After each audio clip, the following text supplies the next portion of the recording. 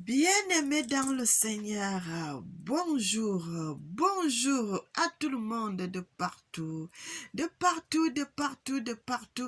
le monde. Je suis votre sœur Mélanie, bienvenue sur notre chaîne Nzamba Africa, Tata Zamba est le maître de l'histoire. Mes bien-aimés, je célèbre le Seigneur l'Éternel, le Dieu Tout-Puissant. Tata Zamba Yakongo, il est merveilleux, mon papa d'amour. Il est bon, il est bon. Que l'Éternel soit béni, qu'il soit magnifié et qu'il soit exalté. Mes bien-aimés, nous allons lire la Bible dans le livre de Psaume. Nous sommes dans le livre de Psaume. Psaume 79, la Bible dit: ô Dieu, les nations ont envahi ton héritage, elles ont profané ton saint nom, elles ont profané ton sacré nom, ton sacré temple. Ils ont profané ton sacré temple. Elles ont fait je vais dire de l'Afrique. Ils ont fait de l'Afrique un morceau de pierre. Elles ont livré les cadavres des serviteurs en pâture aux oiseaux du ciel, la chair des fidèles aux bêtes de la terre. Elles ont versé leur sang comme de l'eau tout autour de Jérusalem, en Afrique, mes frères et sœurs. Il n'y a eu personne pour les enterrer. Nous sommes devenus un objet d'opprobre pour nos voisins, de moquerie et de risée pour ceux qui nous entourent. Mais bien-aimés, que l'Éternel nous bénisse, qu'il nous bénisse et qu'il nous bénisse en abondance. Le Seigneur est bon, il est merveilleux, il est digne, il mérite l'honneur, il mérite l'élévation et il mérite la gloire, mes frères et sœurs. Bien-aimé, c'est la photo de notre président, le président Gbagbo, l'ancien président de la Côte d'Ivoire, le président Gbagbo. Mais bien-aimé, que l'Éternel bénisse ses enfants, qu'il bénisse le monde, qu'il bénisse le monde et qu'il bénisse le monde.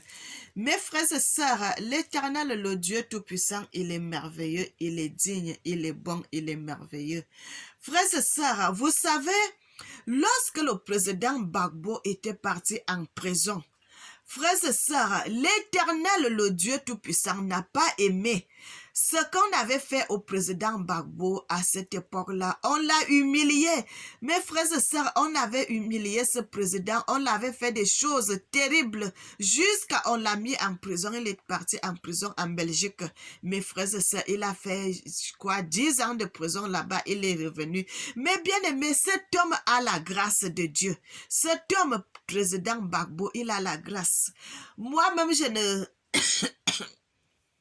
Bien-aimé, je dis parce que l'Éternel m'avait révélé le président Gbagbo. Donc le président Gbagbo va retourner au pouvoir, mes frères et sœurs. Frères, faites du bien sur terre. Quand on vous trahit injustement, quand on vous fait des choses injustement, bien-aimé, l'Éternel est un Dieu juste. L'Éternel est un Dieu juste, l'Éternel est un Dieu de justice. Dieu n'aime pas l'injustice. Quand on fait l'injustice à son fils alors qu'il n'a rien fait, mes frères et sœurs, tôt ou tard, l'Éternel va vous remettre dans votre ancienne gloire. L'Éternel va vous remettre dans une gloire terrible. Bien aimé, il y a aussi certaines choses qu'il faut que ça arrive. Il faut que tu passes par là. Mes frères et sœurs, vous avez vu Joseph de la Bible, mes frères et sœurs, Ndongala. Il fallait qu'il parte d'abord en prison. Et c'est après la prison qu'il est devenu gouverneur en Égypte, mes bien-aimés. Et l'Éternel, on dit tout ce qui arrive. Est-ce qu'il peut dire que l'Éternel ne sait pas? Personne, bien-aimé, parce que l'Éternel sait tout ce qui va arriver. Et l'Éternel, quand on vous fait les choses injustement, frères et sœurs, tôt ou tard, l'Éternel va vous remettre dans votre gloire. Mais bien aimé, et c'est comme ça que l'Éternel m'avait révélé le président Gbagbo. Il m'a parlé Gbagbo, 4 fois. Bien aimé, Et j'ai compris la révélation de l'Éternel, le président Gbagbo. Jusqu'à aujourd'hui, je n'arrive même pas à dire que l'ancien président. J'ai dit toujours, chaque fois j'ai dit président Gbagbo, c'est président Gbagbo. Bien aimé, cet homme va reconnaître, va connaître une gloire, même avant sa mort, mes frères et sœurs. Cet homme va trouver une gloire de l'Éternel. Bien aimé, c'est quelqu'un que Dieu aime beaucoup, le président Gbagbo. C'est quelqu'un que Dieu aime beaucoup. C'est quelqu'un que Dieu aime, mes frères et sœurs. C'est un homme qui a été humilié. Vous avez vu comment on a été allé attraper le président là dans son bunker. On l'a mené, tout ça là. C'était l'humiliation. Et après l'humiliation, c'est la gloire. Mais bien aimé, après l'humiliation, c'est la gloire. Que l'Éternel nous bénisse, que l'Éternel nous bénisse, que l'Éternel nous bénisse, que l'Éternel nous bénisse. C'est pour cela que j'ai pris le psaume 71 là. Il dit, nous sommes devenus l'objet d'opprobre pour nos voisins. Les gens se moquent. Les gens se moquaient. Mes frères et sœurs, beaucoup de gens se sont moqués de ce président. Mais nous, au Cameroun, ça nous avait... j'étais pas au Cameroun, mais j'étais quand même en Afrique. À cette époque-là, ça m'avait fait mal, mes bien-aimés. Ça m'avait fait mal. Je sais même pas si j'étais au Cameroun, si j'étais en Afrique ou quelque part. Mais j'étais en Afrique quand même. Et l'Éternel est merveilleux. Il est merveilleux. Il a remis cet homme dans sa gloire, mes frères et sœurs. Il va remettre cet homme dans la gloire. Il va remettre le président Gbagbo dans la gloire. Mes frères et sœurs, que l'Éternel nous bénisse, qu'il nous bénisse et qu'il nous bénisse.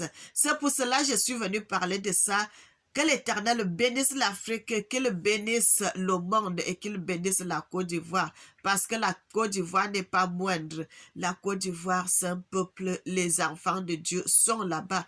Que l'Éternel bénisse le monde, qu'il bénisse, qu'il bénisse, qu'il bénisse et qu'il bénisse notre papa, le président Gbagbo. Soyez bénis, mes frères et sœurs. Et c'est ici que nous allons nous séparer. Soyez bénis, soyez bénis, soyez bénis. Amen.